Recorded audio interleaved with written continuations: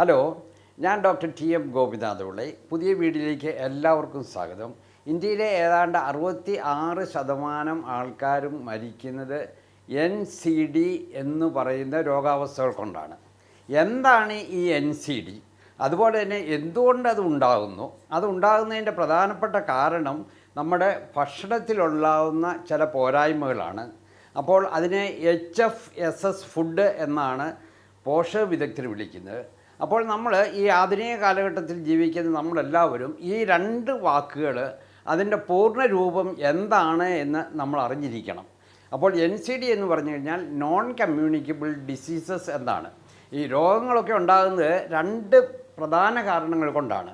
ഒന്ന്, നമുക്കെല്ലാവർക്കും അറിയാം, ബാക്ടീരിയ, വൈറസ്, ഫംഗസ് തുടങ്ങിയ അണുജീവികൾ കയറുന്നത് കൊണ്ടുണ്ടാകുന്നതാണ്. അതിനെ നമ്മൾ കമ്മ്യൂണിക്കബിൾ ഡിസീസസ് എന്ന് പറയും. എന്നുവെച്ചാൽ കാരണം അത് ഒരാളിൽ നിന്നും മറ്റൊരാളിലേക്ക് പെട്ടെന്ന് പകരുന്നു. ഉദാഹരണമായിട്ട് H1N1 പനി, സാധാരണ വൈറൽ പനി, നിപ്പ പോലെയുള്ള മറ്റു പനികൾ, അല്ലെങ്കിൽ ഡെങ്കിപ്പനി, ഇങ്ങനെ തുടങ്ങിയ പല പനികളെപ്പറ്റിയും നിങ്ങൾ കേട്ടിട്ടുണ്ട്.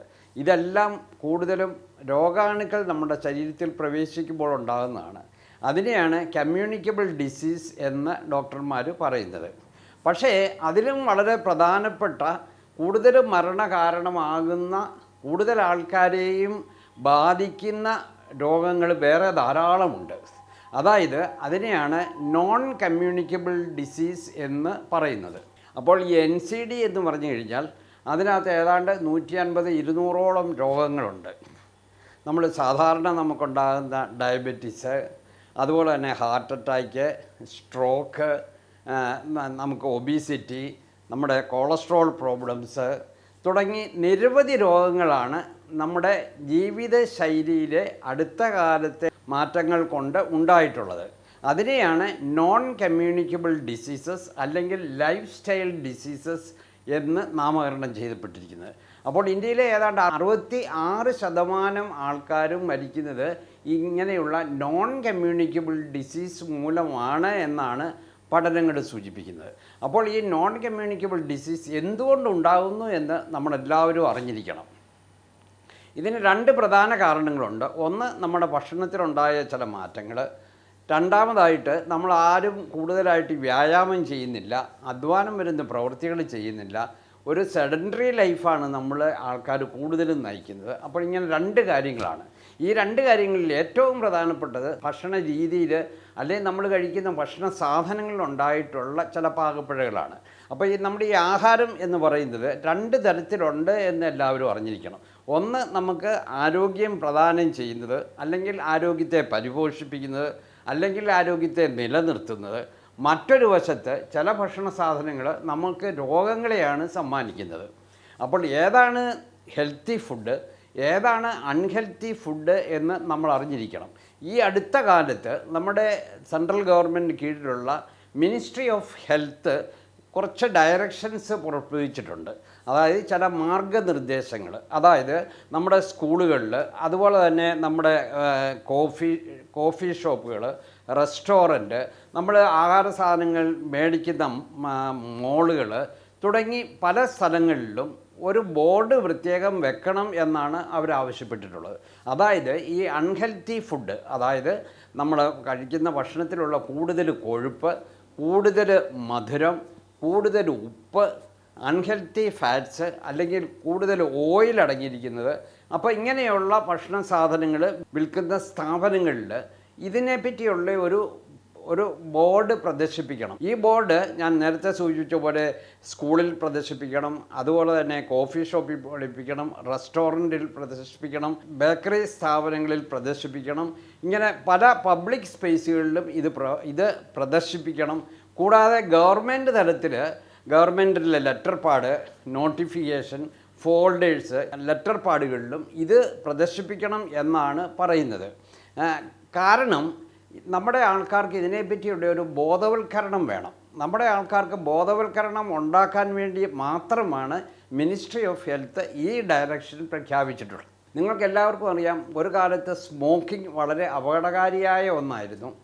പക്ഷേ സ്മോക്കിങ്ങിനെതിരായിട്ട് വളരെ വ്യാപകമായ പ്രതിരോധ പ്രവർത്തനങ്ങൾ അല്ലെങ്കിൽ ബോധവൽക്കരണ പ്രവർത്തനങ്ങൾ ഗവൺമെൻറ്റും ബാക്കിയുള്ള എല്ലാവരും കൂടി നടത്തി.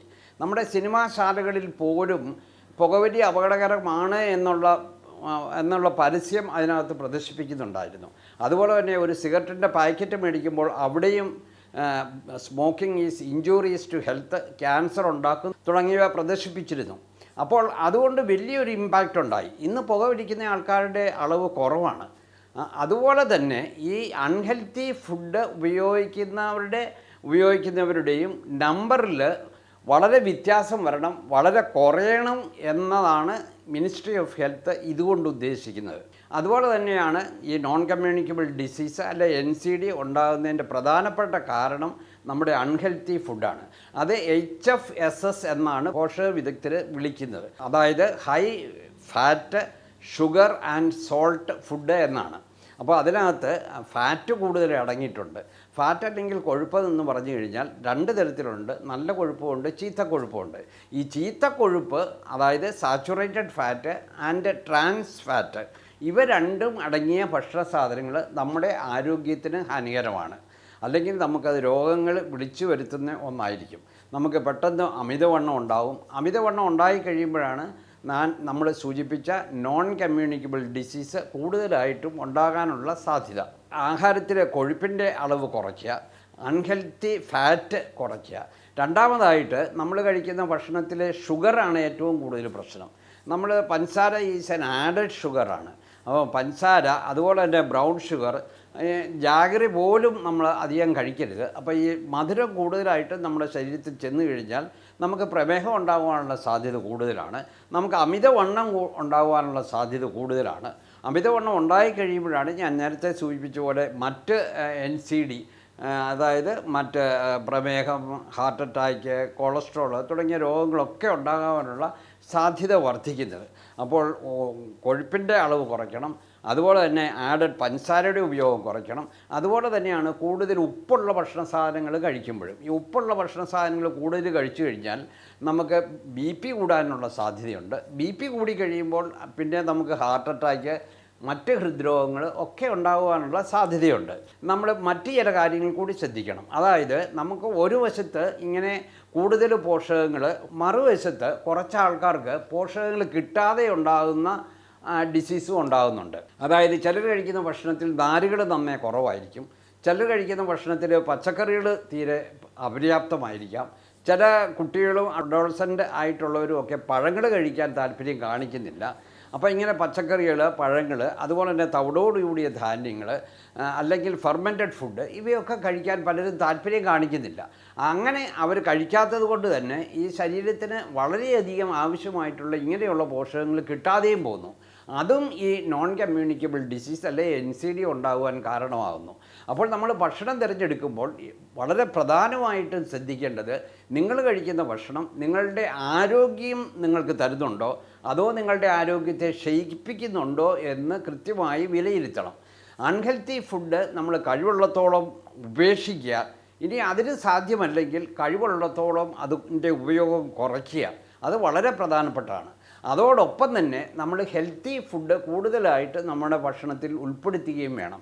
ഹെൽത്തി ഫുഡ് എന്ന് പറയുമ്പോൾ നിങ്ങൾക്ക് അറിയാം, പഞ്ചസാര അൺഹെൽത്തിയാണ്. മറ്റ് ധാന്യങ്ങൾ, അതായത് ഹോൾ ഗ്രെയിൻസ്, തവിടോട് കൂടിയ ധാന്യങ്ങൾ, അതുപോലെ തന്നെ മില്ലറ്റ്സ്, നമുക്ക് നട്ട്സ് അല്ലെങ്കിൽ മറ്റ് സീഡ്സ്, മുട്ട, ചിക്കൻ തുടങ്ങിയവയൊക്കെ ഹെൽത്തി ഫുഡാണ്. ഓയിലിനെ സംബന്ധിച്ചും ഹെൽത്തി ആൻഡ് അൺഹെൽത്തി ഓയിൽസ് ഉണ്ട്. നമുക്ക് ഒളിവ് ഓയിൽ ഏറ്റവും നല്ല ഒരു ഓയിലാണ്. സൺഫ്ലവർ ഓയിൽ നല്ലതാണ്. റൈസ് ബ്രാൻ ഓയിൽ നല്ലതാണ്. അതേ സമയത്ത് കോക്കനട്ട് ഓയിലും മറ്റ് പാം ഓയിലും ഒക്കെ നല്ലതല്ല എന്നാണ് പല പോഷക വിദഗ്ധരും പറയുന്നത്. കോക്കനട്ട് ഓയിൽ നമുക്ക് മിതമായിട്ട് നമുക്ക് ഉപയോഗിക്കാം, അതിനകത്ത് തെറ്റില്ല എന്നും പറയുന്ന ധാരാളം ആൾക്കാരുണ്ട്. അപ്പോൾ ഇങ്ങനെ നമ്മൾ ഹെൽത്തി ഏത്, അൺഹെൽത്തി ഏത് എന്ന് തിരിച്ചറിഞ്ഞ് വേണം നമ്മൾ ഭക്ഷണം തിരഞ്ഞെടുക്കുവാൻ. അതിനെപ്പറ്റിയൊക്കെയുള്ള വീഡിയോ എൻ്റെ ചാനലിനകത്ത് ധാരാളമുണ്ട്. അവയൊക്കെ കണ്ടിട്ടില്ലെങ്കിൽ നിങ്ങൾ തീർച്ചയായിട്ടും അത് കാണുക. അപ്പോൾ ഭക്ഷണം എപ്പോൾ തിരഞ്ഞെടുത്താലും അത് ഹെൽത്തി തന്നെ ആയിരിക്കണം. എങ്കിലേ നമുക്ക് ഈ നോൺ കമ്മ്യൂണിക്കബിൾ ഡിസീസ് അല്ലെ NCDയെ കുറയ്ക്കുവാൻ സാധിക്കുകയുള്ളൂ. അത് കുറച്ച് കഴിഞ്ഞാൽ മാത്രമേ നമ്മുടെ പബ്ലിക് ഹെൽത്ത് നമുക്ക് ഇമ്പ്രൂവ് ചെയ്യാൻ പറ്റുകയുള്ളൂ. നമ്മുടെ ഓരോരുത്തരുടെയും ആരോഗ്യം നമുക്ക് ഇമ്പ്രൂവ് ചെയ്യാൻ സാധിക്കുകയുള്ളൂ. വളരെ വിലപ്പെട്ട ഈ വിവരം നിങ്ങൾ മാക്സിമം ഷെയർ ചെയ്യുക. Thank you.